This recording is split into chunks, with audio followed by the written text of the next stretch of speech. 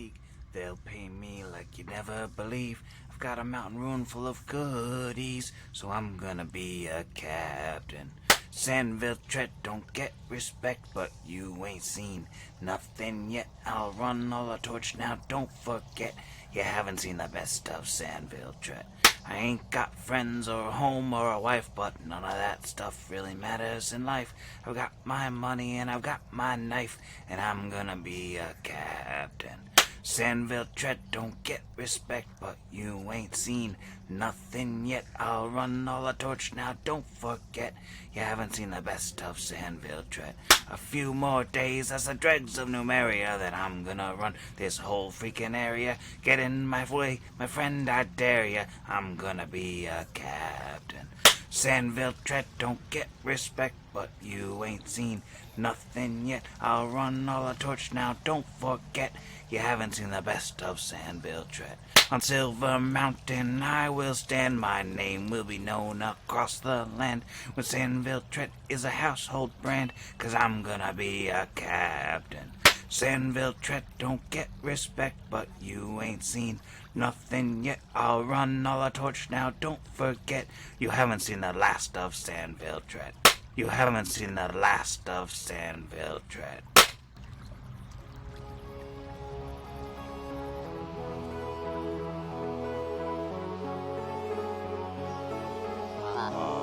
Against the machine.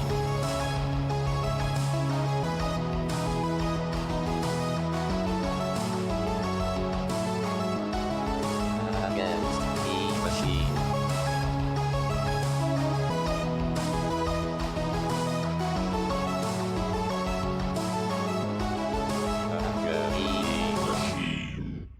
Welcome back to Pod Against the Machine, the only actual play podcast that celebrates its 6-month anniversary by not having an absurd superlative ready for the episode. I'm your host, Sam, and here is everyone. Say hello, everyone. Hey.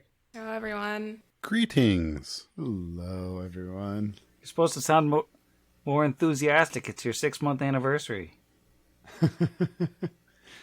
Well, you're making us face off in intoxicated combat with one of the most colorful NPCs that we've faced so far. Well, It's a little Sam. tense. you could let him win. Good way. We'll talk it over. Speaking of talking it over, last time on the program, it's a program now, the very capable four found a whole bunch of loot. Some of it was pretty freaking cool, like a grappling hook gun, which I believe we're pretty excited about, and a pop-out emergency armor thing that might save somebody, or it might be totally useless. Who knows? And then Sandville Tret came around the corner, and we had a rather heated discussion. He revealed that he has an in with the Technic League, and he really, really wants to let them know what's going on under the mountain and relight the torch in front of them for fun and profit. The group seems to dislike that idea for some reason, and they also seem to dislike how he just keeps drinking buffing potions in front of them. And now it seems like we're about to fight.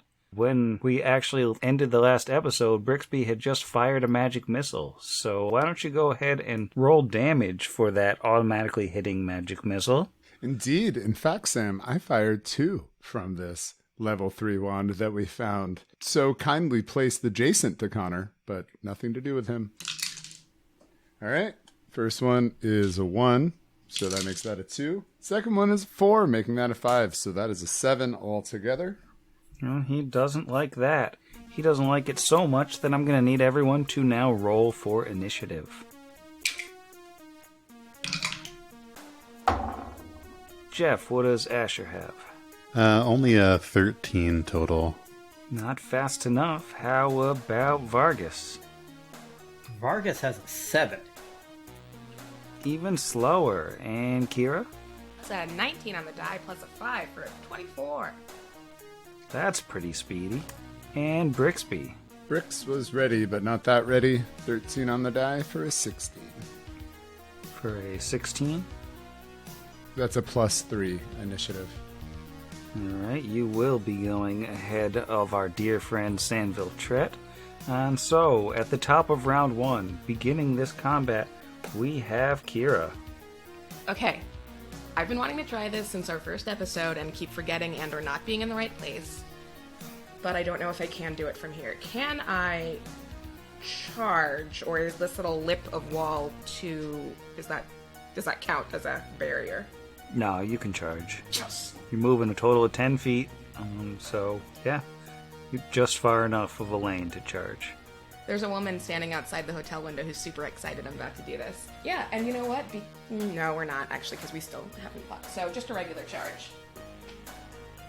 That's not great. That's an 11 plus 2, 13, plus my regular attack bonus. Oh, that's a dirty 20. That will hit. Roll your damage. There's no benefit to attack, right? Just to hit. Right, no damage change. 11 on the die, plus a 6 for 17 points of damage. And just right up in his face. Wow. And as you charge in and slash him, one of the oversized, bulging, horrifying blisters that has just formed on his skin explodes, and I'm gonna need a fortitude save. That's real gross, Sam. That is... I don't like it. That's a 19 on the die, plus, what, I think it's 6 for it? 7. So, 26. So, you're fine. Okay, would we call it fine, though? Yeah, because that's real gross. It's gross. That is worse than Gogurt. Kira's a teenager. She's comfortable with acne. It's totally fine. It's cool. Not someone else's acne. That's disgusting. Ew. So yeah, it's super, super gross, and you're probably shaken, or if not nauseated. Say it abstractly. But yeah, you're fine. And that was a full round action, so Brixby is up. Brixby is gonna just let out another salvo of magic missiles. 2, so that makes that a 3. And the next one is a 2, making that a 3, so that's 6. Alright, Sandville is already looking pretty rough. So he's gonna sort of assess his odds here.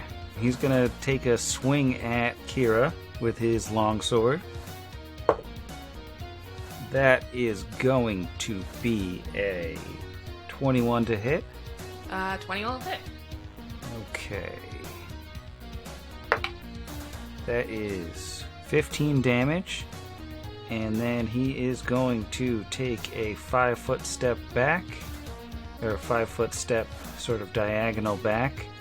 And as his move action, he will draw another of the pint-sized jars of swirling, oily liquid. And his turn is over. Oh, that's bad. Okay, so Kira's down and at -10. Oh, wow. Yeah. Really should have healed after that last battle. This is fine. No, it's not. Not raging, though, so that's less fine. This is fine. It's fine.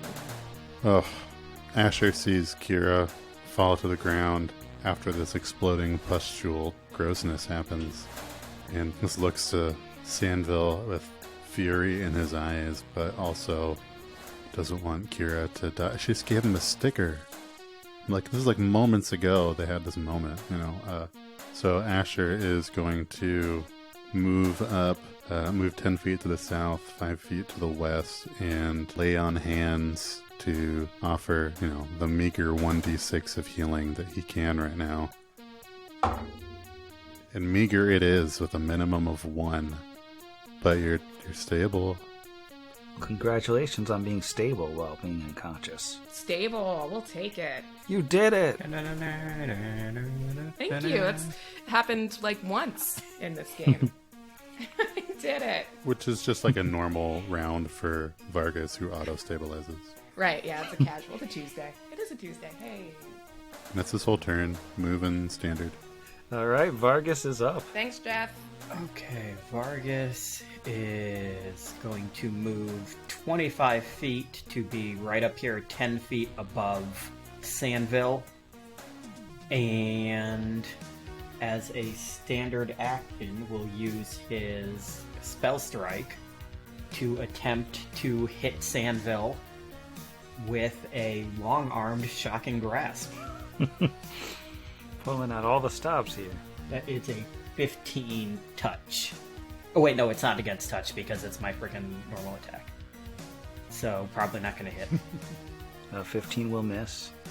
Luckily, I keep the charge though, so I can't attack twice because I had to move. So that is his turn. All right. Top of round 2, Kira is unconscious and stable, which brings us to Brixby.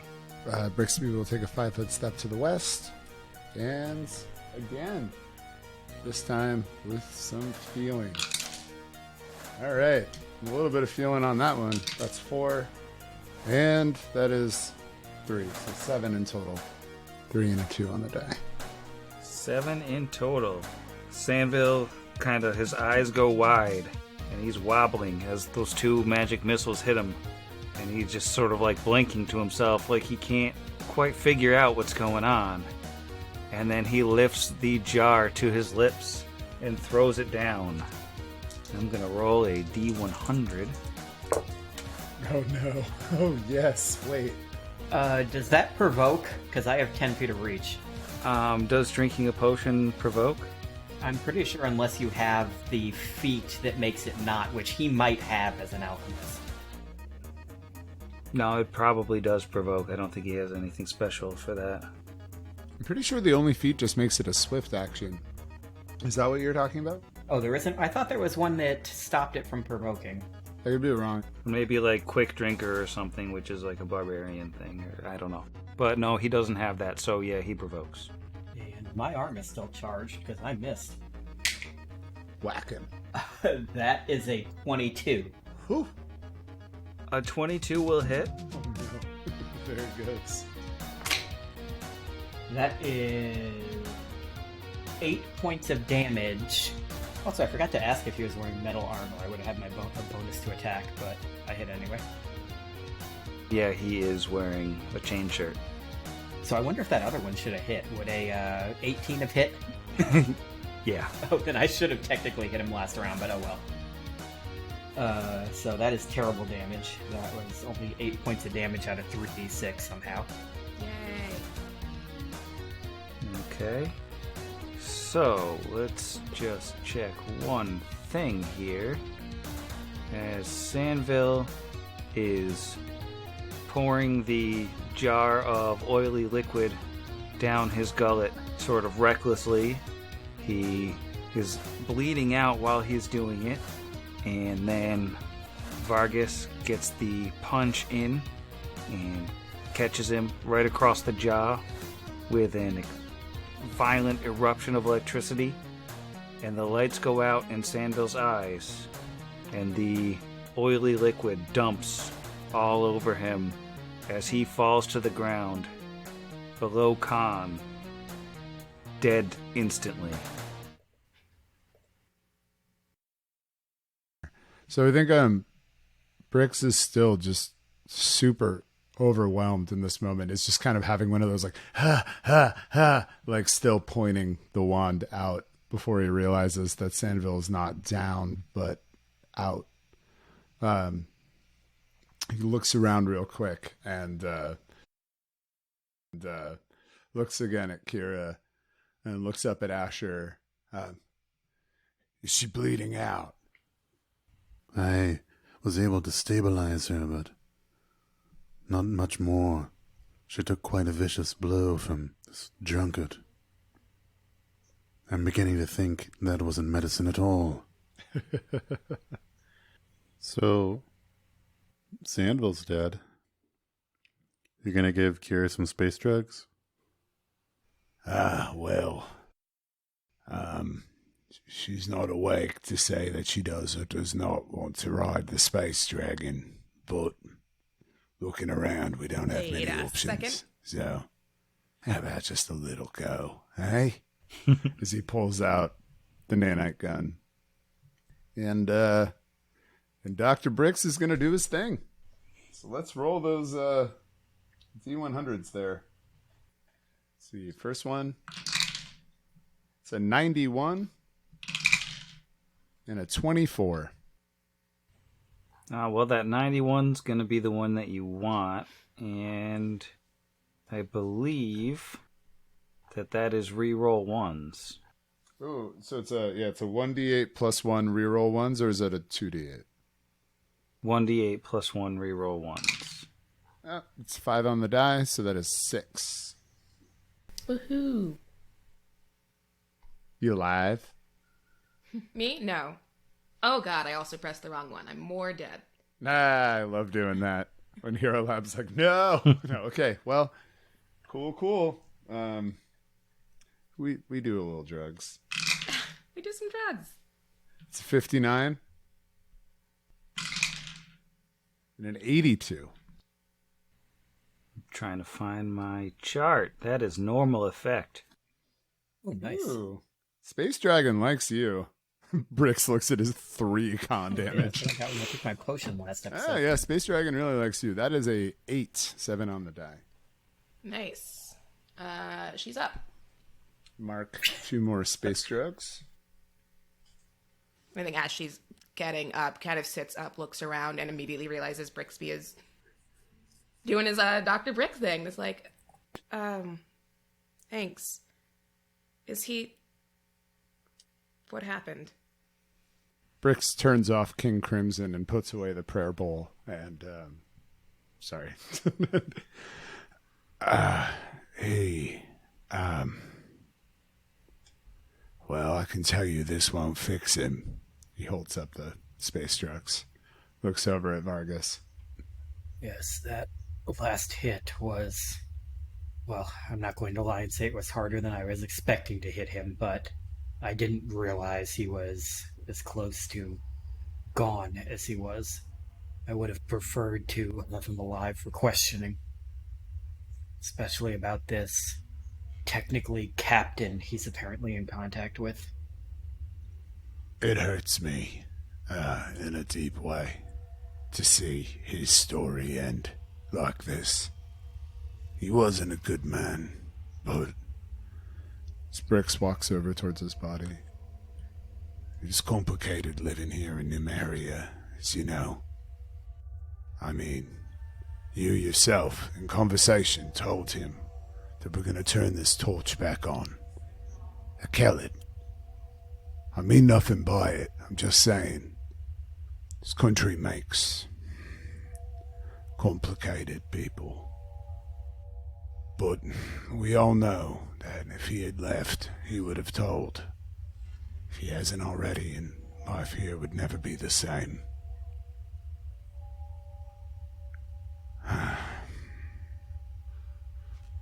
And while Brix, who would normally be rifling through those pockets, is just going to just sigh and step back towards Kira, being extra attentive. Sorry we had to kill your friend. We can, I guess, take him... There's like no way to do that isn't funny because we've dragged so many bodies out of here, but it's a somber moment. I know.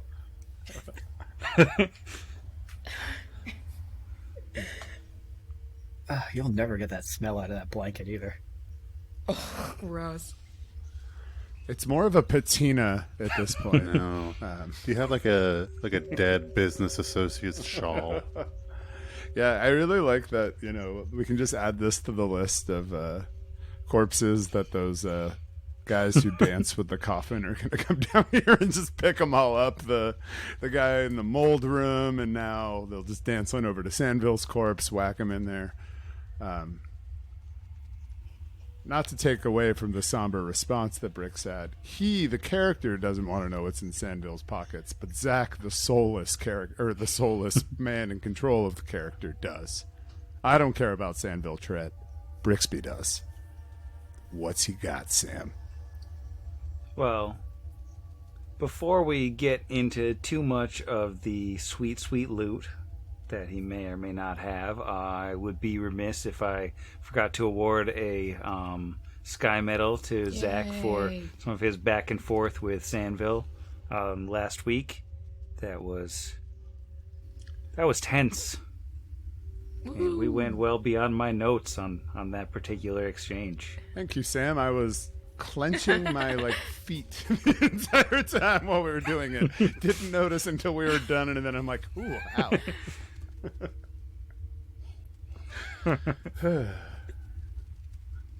As far as Sandville's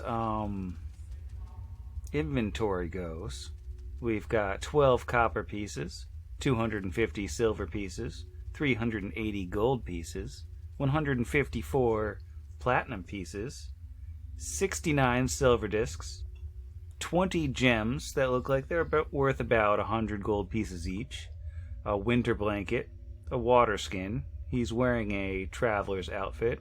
He's got 2 sun rods, 5 days of rations in his masterwork backpack, a cold weather outfit, a bedroll, flint and steel. He's got his formula book, 5 batteries, and then he's got a masterwork longsword, that's obvious, and he's got a chain shirt on that appears to be magical. And I would like to know how closely you're searching him here. So you remember those grippers, eh? Right? And we discussed in episode 23 when we were mold body with the utmost care and concern for the sanctity of the corpse. Well, I'm foregoing the care and concern, but I truly would proffer said grippers to anybody who wants to rifle through the oily remains of the slickest merchant this town has ever known. Real quick question, though. After he died, are those boils still all over him? Because that's what comes to my mind when you say how closely are we searching him. Oh, look. Yeah. Those boils persist for about 4 minutes, and then they fade away. See, I was thinking more when you said when he fell, it spilled all over him. That was kind of why I wanted to be kind of chill on the rifling, because you explicitly said when he started to drink, then he fell, and now he's oilier than usual, which I did not think was possible. Covered in his stuff, I'd like to exercise some due caution there. How do you guys feel? I was also worried about flipping him over and one of those things pops and kills us all. We can use those tongs. I mean, we could let Plant Friend break down all of the non-metal material and then just come back to it later. That is not food. Feeding him to Plant Friend? Plant Friend deserves better than that. So have we decided on a careful rifling? Like a tong-full rifling? Can we just hold him by the ankles and shake him?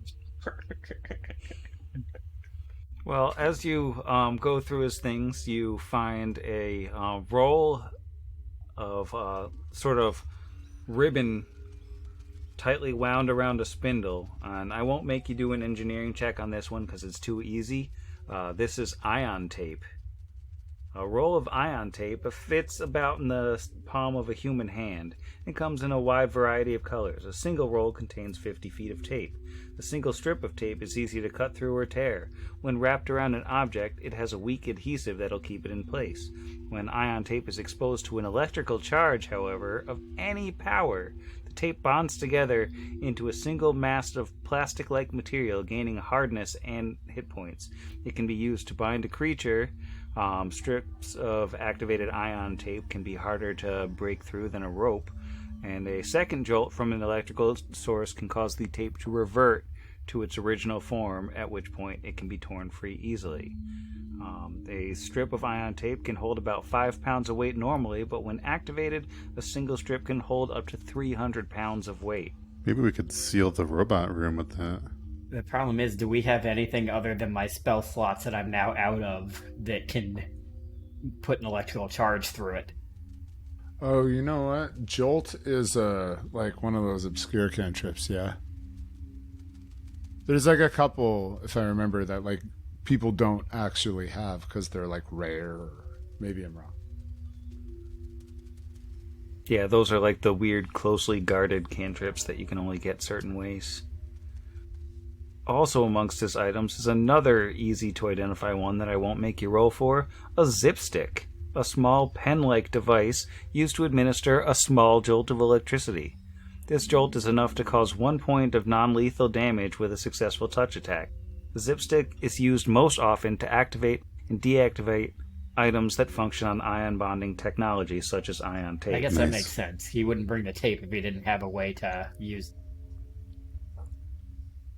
Let's see. And then he's got some drugs. If you want to roll on drugs. Yeah, buddy. What am I rolling for? Knowledge party? Knowledge vibes? Knowledge plur? Craft alchemy. We could do craft alchemy or knowledge engineering. Would you take a swim check? Knowledge engineering it is. Excellent time to waste the 19 on a 28. I can't roll higher. Well, you have found a torpinol ejector. Torpinol is a serum that makes the injected subject more cooperative during interrogation. It has a 1-minute onset time. The effects of a single dose of torpinol can be resisted. Additional doses can be used and often are when the subject succeeds at a save against torpinol. Each dose administered within a 1-minute period forces a new saving throw to resist the effects, increasing the DC each time. A victim that succumbs to torpinol becomes highly suggestible to revealing the truthful information for 10 minutes. Whenever the victim is posed a question during this time, they must make an additional saving throw to resist replying to the question in a truthful manner. The victim isn't compelled to follow suggestions other than to answer questions truthfully. Victims under the effects of torpinol take a penalty to bluff checks because it's difficult to lie under the effects. It is a poison and mind-affecting effect. And that is not the only drug he has.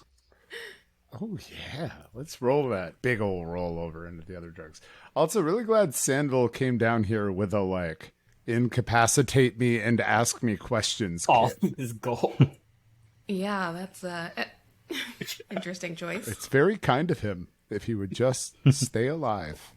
That jerk. I also like that he apparently came with every single piece of material wealth he owns in the world on him. I was gonna say he brought his whole bank account. Sandville definitely does not have a bank account. He's someone who keeps something in an Arby's bag under his passenger seat in his Buick LeSabre. And tucks the Arby's bag into his cuff when he's going on missions. Oh, yeah.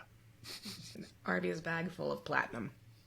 He's the reason why convenience stores have "we will accept no bills that come from underwear, socks, or bras." He has a small injector pistol with a bright yellow serum inside. This is a glass receptacle containing vitality serum. When injected into a creature as a standard action, this substance grants immunity to low radiation for 1 hour, a +5 alchemical bonus on all saving throws against other radiation effects for that duration. In addition, it can heal strength damage caused by radiation poisoning, but it cannot cure constitution drain. The other is a viscous blue serum in a similar injector. This is universal serum, which has 3 small panels on the injector which light up one at a time when touched, selecting a color red, blue, or green, which can be done as a swift action. The injector contains only 1 dose of serum. Injecting the serum is a standard action that heals 1d8 points of damage and has an additional effect depending on the current color selected. Red grants a +4 enhancement bonus to Constitution. Blue grants a +4 enhancement bonus to Strength. And green grants a +4 enhancement bonus to Dexterity. This enhancement lasts 3 minutes, after which the recipient of the serum becomes fatigued for 1 hour. If a recipient receives more than 1 dose of universal serum in a 24-hour period, the healing effect still occurs, but no enhancement bonus is granted. Instead, the recipient immediately becomes fatigued. Are we just going to come out from under the hill and, Connor's going to be like, "You all have cancer. There's just radiation literally everywhere. We can't do anything about it. That's the end of book 1. Roll up a new party. You're going to scrap wall. The rest of you get chemo." I was gonna say, we've been irradiated this whole time. Yeah, it is going to be a whole swarm of Chernobyls that just gets us. Yeah, no, we're basically filming the freaking Conqueror over here. This is not great. Yeah. Oddly enough, I did, in fact. But I also have a time-worn radiation detector. And Is that one of the spells that you actually learned, the detect radiation? oh, yeah. No, yeah, let's get the little clicky Geiger counter going if we open any of these doors up. Do we want to just flip that bad boy on before we stroll into the the reactor room. Because, honestly, I've just kind of been metagaming until Sam. I've just been waiting for Sam to just be like, it feels like one of your major organ systems is shutting down just a little bit. Cool. Maybe that's why we're getting our... Almost cursed. Maybe that's why we're getting our butts kicked in every fight, is we're just slowly succumbing to radiation poisoning. The reason we didn't notice the strength damage is that Asher and Brixby are already so weak. Oh, that's gonna be a bummer. Oh, you're like taking damage? That's weird. Masterful immersion, Sam. I'm gonna roll on that armor. 25 for the armor. You're looking at a +1 chain shirt. Can anybody wear medium? That's light Oh, armor. is chain shirt light? Does Yep. anybody else want a +1 chain shirt? Please. I just got an armor thing, so I'm good. Was it this good though? What was it? I don't really know how that stuff works. +5 fortification. It might have been like what I have, which is the +1 studded that we've been finding on people. The chain shirt's gonna be better. Kira has chain mail, I believe, which is a medium armor. Oh yeah, because she can wear medium, right? Oh yeah, I have chain mail. All right, Kira. And Jeff swapped his armor with a dead body, kindly putting his old armor onto it. That was masterwork, I thought. Oh, yeah, you know what? You're right. I thought that was +1, my bad. But yeah, no, Brix's hands, no armor for this guy. Clearly, I like getting hit. Mage armor was something I failed to learn. I would rather just eventually pick that up, or when we can afford to get me a wand or something, grab one of those. But in the meantime, I think getting our already semi-durable dude very durable is very important to me. I would love for Asher to be wearing this. Fair. He is going to save us. You drive a hard bargain with this like masterwork buckler and magical chainmail. Yeah, buddy. Wait till that second gun shows up, too. He's already got a second gun. It shoots harpoons. Oh, yeah. That's true. Yeah, that's true. Man, I am going to have to take that 3-level juggler dip and try class. Third We gun. needed a bard anyway, so there it is. Your masterwork was a shirt, right? Not a chainmail. Ray is a shirt. You wouldn't mind switching that to Vargas if you take the +1, would you? Oh, I mean, if Vargas wants a +1, dude, like, my AC right now... No. Asher is the one that needs to be alive. Yeah, and Jeff's other armor is actually going on Sandville, and I'm sorry. He already said canonically that is part of a ritual of his people. Yeah. Is to swap the clothes with the dead body. So can you not just... Can you be a little bit more considerate, maybe relativistic of other people's cultures and their contributions there, Vargas? Yeah, try to be respectful, Jero. I just had to listen today to the Head to a Fight Take 2. Me too. So I want Asher to be alive when he needs to be alive because he's the one that saves the rest of us. So after we've kind of done the de-oiling and putting it on, yet another dead body's clothes go on our gunslinger. Brix will turn back to the party and go, "So Asher had a very intelligent and insightful point by saying that we go up and pull out the conduit. At worst, they would have to go out the gem door all the way around and back up to us. That's if they could even find us. So, is there anything else we wanted to do down here? I know people mentioned the pile of technological goodies, but I worry that the gargoyle will be closer to that than we would like." I mean, we could certainly observe the pile without having to walk right up to it, perhaps. And I mean, if there's more healing in there of any kind, even if it's more of these space dragon robots. We have 2 charges left on this wand. I have expended all of my divine healing that I have for the day. If our intention is to take on this Medea and her family reunion tomorrow, I want us to be as fully healed as possible. I mean, I'm happy to sneak up and look at a pile of junk. I just Want to make sure that it is not one of those, like, Brixby goes around the corner and never comes back moments. I'm good at that. I still have 1 Cure Light Wounds if someone wants to take it before we rest. Gonna get punched in the face by a Juju zombie again. It's a readied action. Hedoath round 3.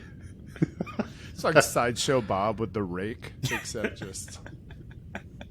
The gargoyle is definitely just Hetuath and some like dope stone armor.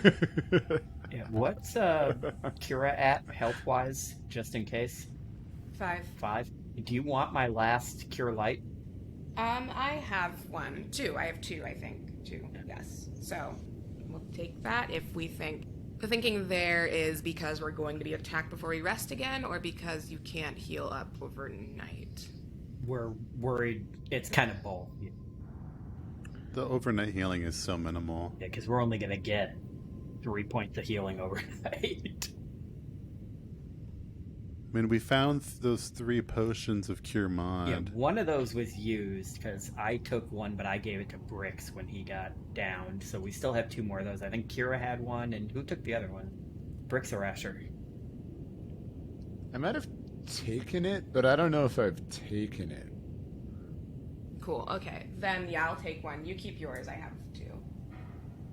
Yeah, I don't think mine ever got used, so I think it's because I was just down. So yeah, we have 2 of those cure mods still floating.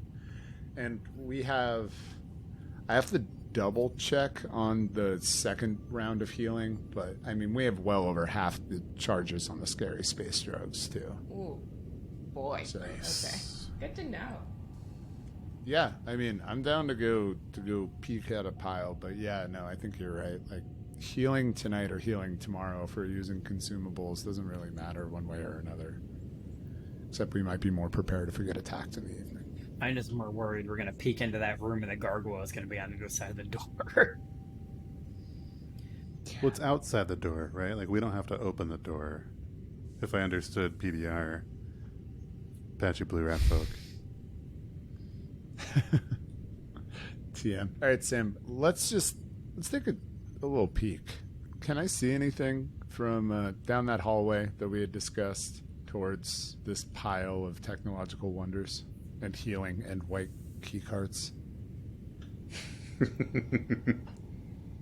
You're talking about going down through the room with all the empty boxes and then sort of hanging a right into that narrow hallway?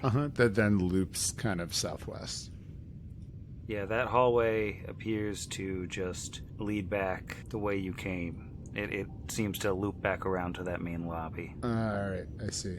So, yeah. Brix is going to go back and say, if that pile is outside of a door, it's not any door we've seen. Coming out of that door to the lobby, if he's capable of doing so, to demonstrate, then say, I believe the spoils are somewhere inside. I think it could be too dangerous to continue trying to find them. I think it's better for us to do what Asher said.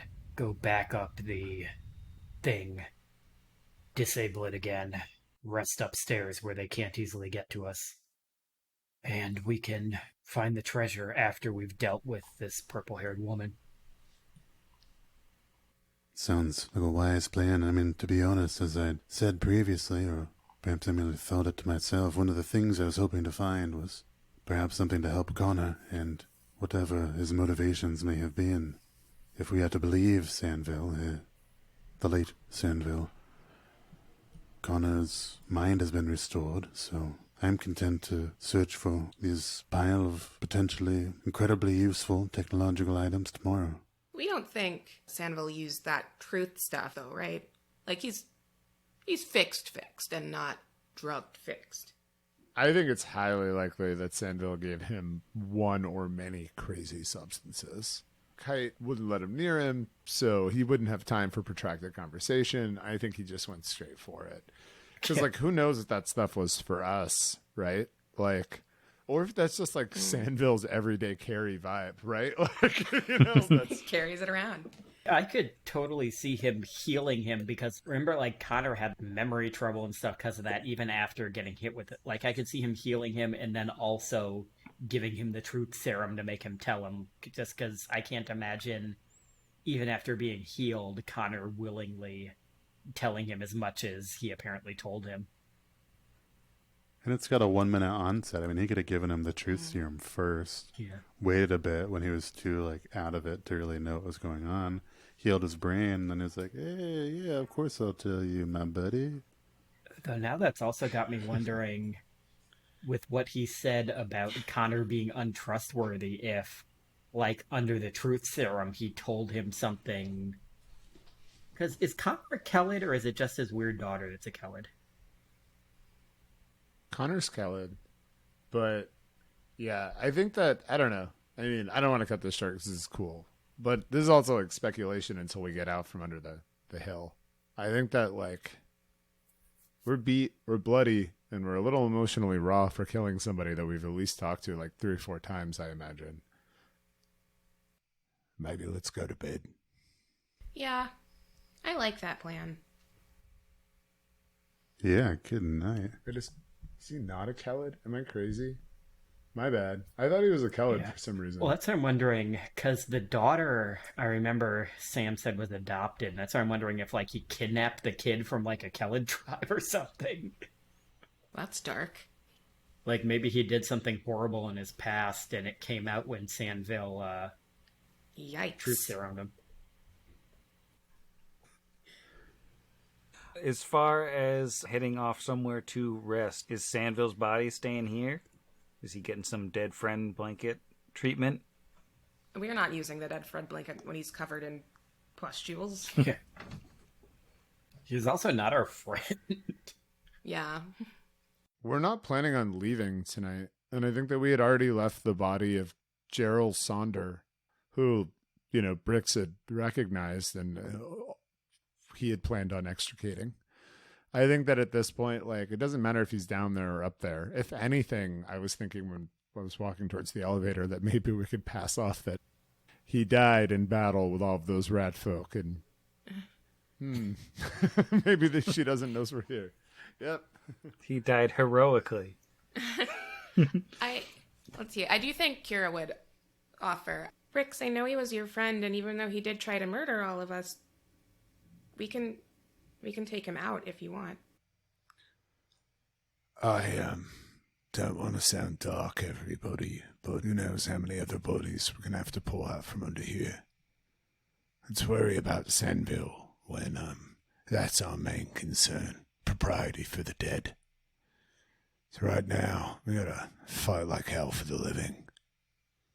Would it be at all worthwhile and I understand this is macabre, but to drag these bodies into one of those rooms with the beds, perhaps, close the door, just to not make it literally immediately apparent when someone walks by that, I mean, yes, I'm not saying we spend an hour and a half and mop up the blood, but, well, perhaps it's a waste of our time. We toss that blanket from Sandville's bag just over the mess. Mop up the blood. You remember the blood trail upstairs and how there wasn't a single drop in Plant Friend's room. We can drag all the bodies into one of the dormitory areas, bring Plant Friend down here, and he can clear up the blood. I see nothing wrong with this plan, and it could not possibly end poorly. Let's go. Montage. I desperately want this to happen now. This was the best idea ever. Well, Brixby would say no. I, the player, want to watch this happen. The only thing I worry about is, since we already got in a fight with it once, I don't know if we can actually, like, convince it to let us pick it up and bring it downstairs. Just, I'm gonna make the, like, kitty noise at it, just like. Come here. Ooh, Ooh, could we also use Plant Friend to kill the blood oozes? And then we could see what's in that room? Why are we leveraging this druid? Oh yeah, that's not a bad idea. Now that you mention blood oozes, I wonder if that was like something we actually could have done if we didn't get in a fight with it. Because it was vaguely friendly to us until we didn't let it suck our blood. Like, I wonder if we had gone in that other room first and seen the blood oozes, if we could have, like, said to it, like, oh, we'll take you to red food. Canonically, Kira's terrified of that thing. However, Izzy isn't. Just put that in a cage of some sort. I mean, take some ownership. He was friendly until you lied to it, and then you hurt its feelings and betrayed it. So. I didn't lie to it. I told it my arm wasn't food, and it wasn't. No, but then you said, like, we'll be back, and we'll bring you some food. Why would you lie? Yeah. Initiative. Did say that. I didn't know it was psychic. And it's pretty much the same way things went south with Sandville. I mean, Negotiation is not exactly this party's strong suit because we have a solid. Well, we got a 2 for 4 of things that have lived: the rat folk and Plant Friend versus the orc and Sandville. No, I think Vargas should try and parlay with Meanda and just say, "Here, bite my arm. Come on. It's okay. It's okay. Take a bite. See? Nothing happened. We cool." I really wish we hadn't gotten a fight with that frickin' plant, because that would be so funny if we could bring it down here and help it clean up the crime scene. It didn't want to leave the room, though. I don't know if there's a reason. Yeah, that's the... Maybe it's just It scared. loves the vibrating table. I thought. Like, I'm not even making a joke. I think it like really loved that thing. I wonder if it would die if we took it out of there, because wasn't it like rooted in a... Or no, we found the thing that it came out of, but it wasn't still in it. That's right. No, it already broke out of its Yeah. thing. Yeah, it broke out of a soil sample thing. Yeah, it was just loving the sharper image shiatsu massage table. So do we head upstairs? Let's do Yeah. it. all right. Starwipe back to the science deck. After a nice elevator ride, the girl from Ipanema plays again because that's the only song that ever plays in elevators. Do we need a roll of engineering or craft mechanical or something to remove that coupling? Or just the reflex save to not get zapped? Just a reflex save. Alrighty, here it comes. Oh yeah, do you want to go for it? Go for it. You got great saves. I was going to offer, but go for it. As the tallest person in the party by a solid inch, I think it'd be easiest for me to remove this coupling here. And Everyone knows electricity hates tall things. this is a natural 19 for a 28. All right. Canonically faster than electricity. Yes. Asher is once again impervious and can snatch the coupling out of the elevator, deactivating it. And I would be remiss also if I did not award Jeff with the Sky Medal for the sneaky idea of securing the floor by breaking the elevator that you guys fixed in the first place. Thank you. Thank That was you. real smart. Wait, where'd Brooksby go? He went to bed. He's checking out the blood oozes. No, he went to the only room that has 4 beds, He's Oh gone. no! where we found Connor, to the south. Someone should take that Masterwork backpack, though, as well. That helps the carrying capacity. I don't know if Bricks wants it. Asher already grabbed the completely not belonging to Connor Bane one previously. Ooh yeah, let's do it. Thank you. Unless you wanted that, Jiro, because I'm totally down to give it to you. I do not. I mean, I don't carry a lot intentionally. Yeah, neither do I. That's what I was just checking. I don't carry much of anything. I am literally like 0.2 pounds under my light load. So this will help a bit. Yeah, no, you can take it. I have like nothing. I'm nowhere near my load. The auto grapnel, did that have a battery in it? Yeah. Okay. I was going to say Asher would definitely kind of take a peek at it before bed, and if it didn't have one, pop one in it and sling it over. Did it come with like a dope strap he could sling over his shoulder? The quick release. I don't believe it comes with a dope We strap. can find one. Is he going to fire it? Is he going to do a test fire? No. You sure? Yep. You sure you don't want to? Positive. Less sure by the moment. Pretty sure. Yeah. No, I'm sure. You could just do one. No one would know. Hey guys, don't look over here. There's a great promotion at the Silver Disc. No, I had to try that It's not one. like we're being recorded or anything.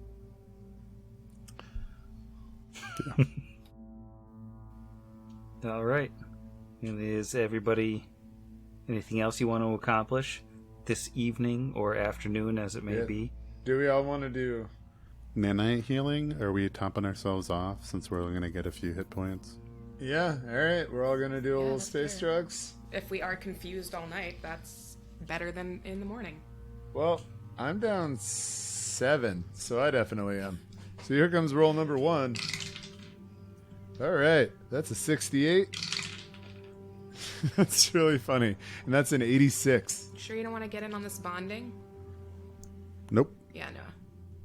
I'm only down 4, so healing 3 overnight I'll just be down 1. The 86 is going to be a more potent. Reroll any result of 1. Alrighty, done that before. Hey, I get to reroll this one. That's great. I rolled a 4 this time, so I get 5 back. Yeehaw. All right. Anybody else? Yeah, I'm down 14, so Ooh, I'll take whatever you got. Do you want to roll your own? What are you rolling? 2? No, because you have to roll it, right? Otherwise, Sam, can someone just else secretly. can we say that I do it, but they get the chance of rolling their own space drugs? Sure. Thank Why you. not? We're going to infuriate listeners. We just lost 12 listeners. Bold of you to presume we have 12 listeners. Is it, though? No. I hope not. I mean, if we have fewer than 12 listeners, thank you for downloading so many times. It's a 26 and a 54. Roll me Oh no. 1d4 and a fortitude save. Oh no. Okay.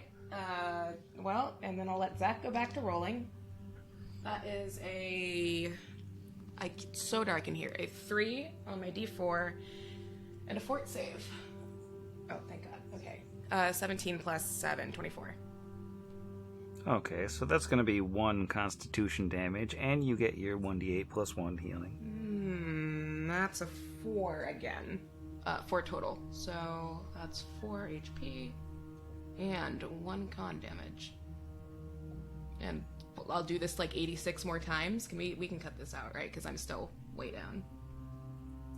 Yeah, no. Maybe you can rack up as much con damage as the old Brickster. Got 3. Yeah, I guess so. Where do I put that? Is there a con damage spot? So it's under adjustments. yeah, and make sure you do damage, not drain. Oh, got it. Okay. Hang on. Talk amongst yourselves. I guess I'll keep rolling while I wait. Speaking of ticking off our 12 listeners, Vargas is going to take his other potion instead of getting injected because he does not like technology, despite being down 19 health. You heard it here. Vargas is not saving the dumpies. No. It's another 6. Wow. So in the morning he will be at 18, which is good enough. All right, Sam, that's a 25 and a 57. That's gonna be another Constitution damage D4 and another fort save. Zach, you sure you don't want to roll? Because you're totally fine to. This is so fun. Nah, this is a educational segment on the dangers of drugs. Don't do ones you find underground. No, don't do them at all. All right, that's a 1 on my D4. And another 17. 24 for con. No. All right, so that's Great. no con great. damage. Okay, no con damage. So I'm still down 1. And do I get to roll a D8? Yeah, D8 plus 1. 5, 6 this time. All right, so I'm gonna do this one more time, and it will be more fun next time. I promise. Oh, actually, wait. Maybe I'm okay. Yeah, I'll be fine. Great. Okay, that's good. So just my 1 con, and we're good to go. Yay! No, it's fine. Which you'll recover this evening. So you don't even have to worry about really taking it down there unless we get attacked in the middle of the night. And so Vargas is taking some damage to bed, though? Like 13 He damage? is going to sleep at 15 out of 28. Ouch. Well, as the 4 of you go to bed in the late afternoon on the science deck of this underground spaceship, safe in the knowledge that the elevator that could bring your enemies to you is missing its power coupling, you all level up. So we are officially at level 4. Yay! Nice. Yeah. Who wants to roll first for HP? Don't all volunteer at once. Someone else has to do it because I always forget which one. Okay, I'll go D10. D10. Alright. I rolled a 2 for you. So did I. So you get a 3. Hey, glad I got that extra AC bump. And what class is Asher taking for level 4? Tri-class?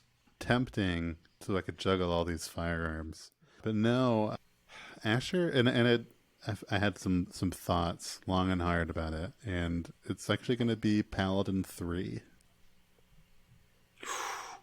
Are we talking about why right now, or just curious? Yeah, go for it. I think he's done almost as much healing as he's done shooting, so there's some motivation there. But going into what feels like the end of this book, keeping his party alive is taking, a lot of the focus. A paladin at 3rd level gets mercies, and so the first mercy, when he does a lay on hands, he can also remove a chosen condition, and he chose fatigued. Ooh. Knowing his blood raging companion, sometimes it really takes a lot out of her. That could be a game changer, potentially. So that, and also he doesn't get Aura of Courage with his archetype. Instead, he gets Shared Precision.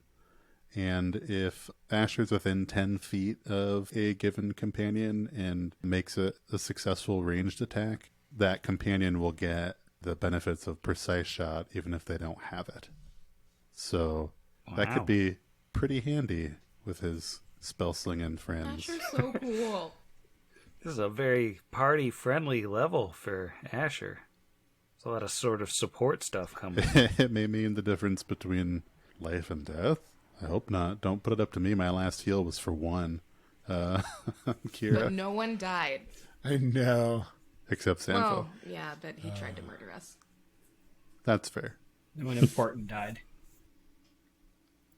Oof. Yeah, I was going to say Ow. just what everyone reads. Fan favorite. We're going to have a whole machine learning eulogy or something. Yeah, that's Asher for level 4. All right, who's next? I can roll. I feel like I am wholly unprepared to discuss this, even though you mentioned that like 2 hours ago that this was a possibility. So that's on me, but I will roll a d10. All right. I got a 7 for you. I got a 4. Yeah, so 7 I will it take is. that 7. And now you've multi-classed into Paladin I as well? have. How did you know?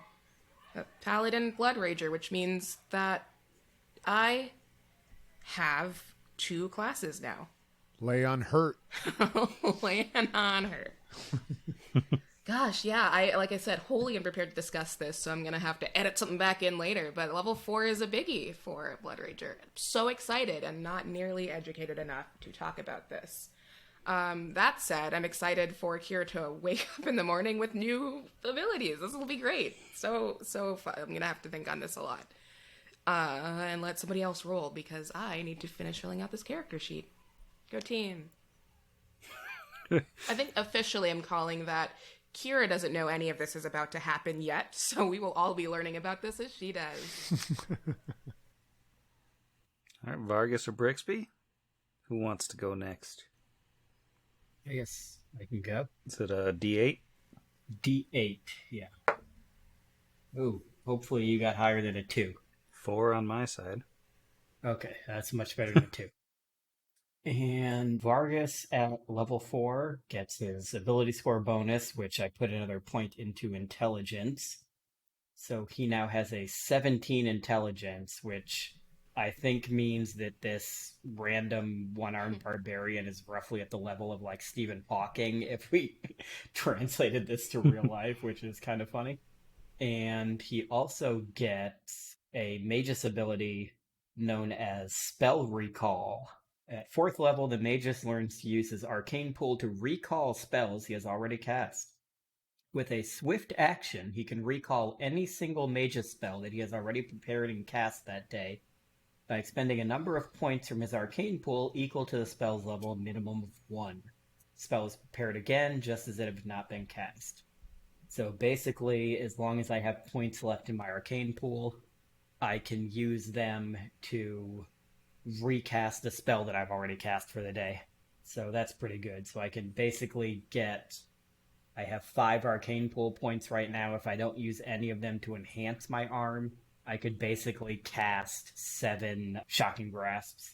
Oh, and I also get a level 2 spell, which I completely forgot about. I'll reveal that when it comes up in combat, because it's a fun one. If there's even any more combat in this book. Yeah, we already killed possibly the Iron God, Sandville himself. All right, that brings us to Brixby. All right, D6 for the old Brickster. I rolled a 6. I rolled a 6. I rolled a 6. I haven't rolled a 6 on any of these things yet. Very nice. I got a 3, so you've got the second most HP of anyone this level. Woo, look at that. And what did you take for this level? Another wizard?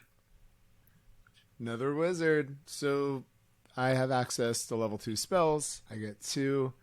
I bet you no one out there who has ever played a character that is mixed rogue and wizard towards some unmentioned prestige class could guess what 2 level 2 spells I'm going to take.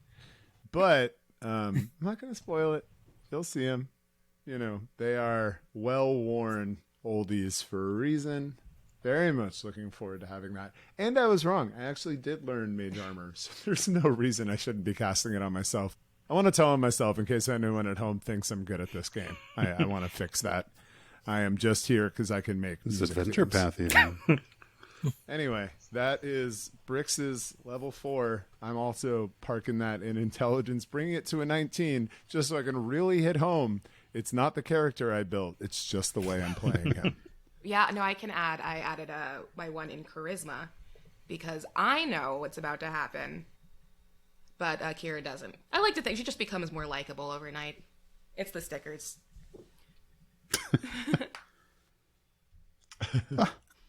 Charisma twins. Yeah, Asher's charisma is now 17. So getting there. Thought about intelligence going up to 13 because I know that's like a feat requirement for things, but I just don't think there are going to be any feats that I need. So it's like, no, that's dumb. Don't do it. Yeah. It's mostly like combat expertise and like fainting, right? Yeah, and Asher doesn't faint. He's got a strong constitution. I like that one. That was good. So as the sun rises, or honestly, you don't even know if the sun rose. You don't even know what time of day it is at this point. There's no watches in Galarian that you know of. But as you all wake up in the morning of what you assume is the 13th of Eridus, spending the night under the mountain for the very first time, you're looking out on a day where Today might be the day that you relight the torch. It is the day that we give it all back to you. I mean, after all, you're my Wonderwall. Sorry, I cannot resist making a song pun when it's an option. That would be an excellent rename for, what is it, Prismatic Wall? That's like the level 8 spell, right? Wonderwall would be a fine name for that. Anyway, here's Wonderwall. I tried not to laugh, but I failed. And it just plays the song whenever you touch it, but it's only in like a few second increments so you don't violate copyrights. That's why it's such a high level spell. Well, Brix is feeling much better this morning. I'm actually at full health between healing and resting. So, with my 2 con damage, that is. Everybody but Vargas is at full health, I think. I'm down 1. Yeah, the fun thing is, I healed 4, but I also gained 4 to my total, so technically I basically didn't heal anything. Well, you get your level up HP. That's just free. But you got 4 plus your con modifier, so you probably got like 6 or so new HP. So I'm 25 out of 35. Yeah. Then yes, Asher is at a robust 29 out of 29. We are going on, though, right? Because, again, I am wholly unprepared. My fault. Well, you won't need to worry about it until next session because I'm going to bed. Woo! Level 4. Good night, Sam. Good night, Sam. Sam. Oh my god, level 4.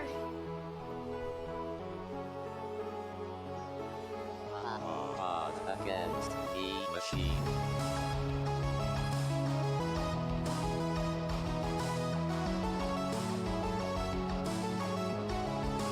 Against the machine.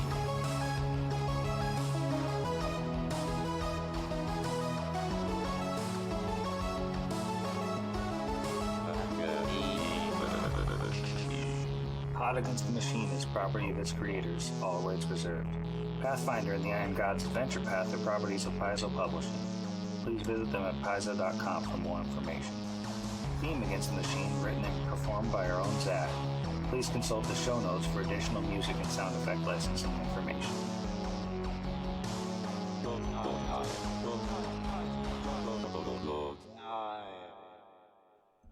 Clap.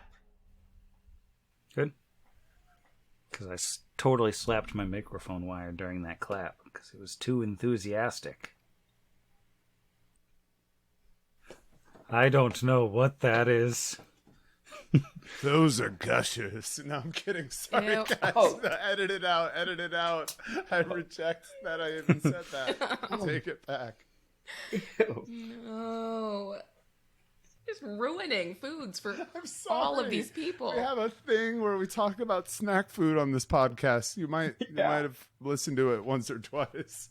You ruined them. I don't think I could ever eat Gushers again now. We used to have that thing.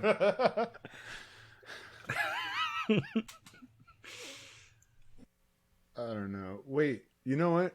Yeah, it's because Val is a Kelid. That's it, and she's adopted. That's totally why I think I had that association. I just looked at my notes. So, but I don't know. I mean, no, wait. Why do I have Kelid beside both their names? I don't know. But yeah, I mean, she's literally wearing Kelid face paint, so, and a fur vest. She looks like little Amiri, basically, with just blonde hair. Yeah, so I guess, never mind. Let's cut that out, because that would be confusing to people. Confusing and racist. Let's go. I'm not talking about racist. Val was not raised as a Kelid. Apparently you're born with face paint and fur coats.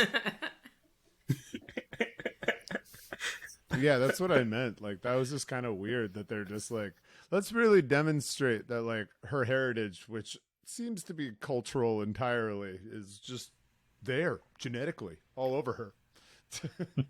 Maybe they give babies tattoos. You don't know. One day I'll bring up my int from a 7. But you guys are all so smart. Why even bother? God, that's terrible. We should cut that out of the podcast. Why use long word when small word do trick or whatever? Not to compare Kira and Kevin. I'm just I saying. was really thinking that just effectively set feminism back 200 years. That's fine. Kira knows stuff. Remember all those local roles?